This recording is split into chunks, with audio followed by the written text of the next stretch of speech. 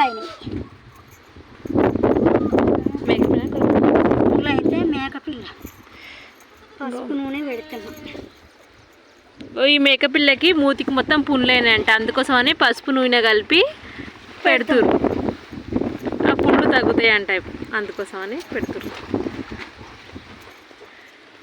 మా ఇంటి వెంకల గొర్రెల దొడ్డి, మాది కాదు పక్కన అత్తమ్మలది. మా ఇంటి వెంకల గొర్రెల దొడ్డి.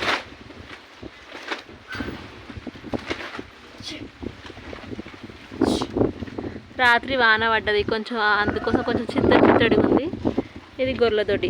మేకపిల్లలకు మూతులు, మేకపిల్ల అయినా గొర్రె పిల్లలైనా మూతులకు పుండ్లు అయితే పసుపు నూనె చూస్తారు.